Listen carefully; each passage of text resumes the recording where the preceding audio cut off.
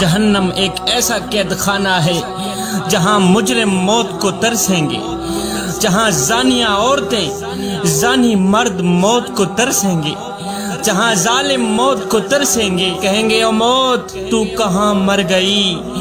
جہنم کی گرد و نواح موت آواز دے گی، ہائے افسوس میں ہوں تو زندہ، مگر اب تمہارے نصیب میں میرا آنا ناممکن ہو گیا ہے۔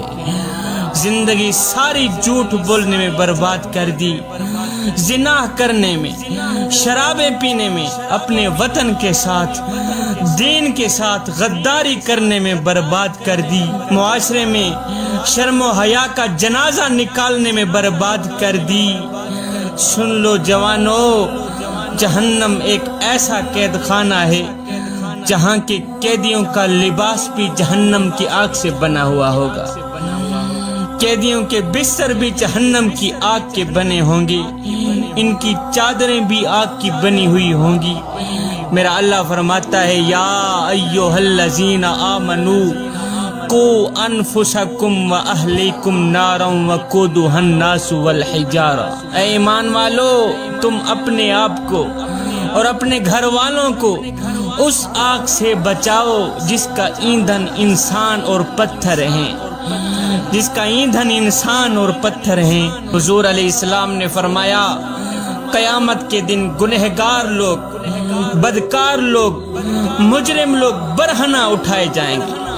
سیدہ عائشہ صدیقہ نے جب سنا تو عرض گزار ہوئی، حضور برہنہ اٹھائے جائیں گے، پھر ایک دوسرے کو دیکھتے ہوئے شرم نہیں آئے گی؟ میرے حضور علیہ السلام نے فرمایا، عائشہ ایک دوسرے کو دیکھنے کی ہمت ہوگی تو دیکھیں گے، جب دیکھیں گے نہیں تو شرم کیسے آئے گی؟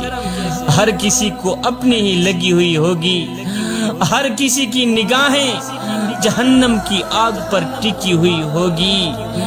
جوانو، دنیا میں دولت کما لینا، عزت کما لینا ہی کامیابی نہیں، حقیقی کامیابی تو یہ ہے کہ آدمی اللہ اور اس کے رسول کو راضی کر کے جہنم کی آگ سے بچ سکے۔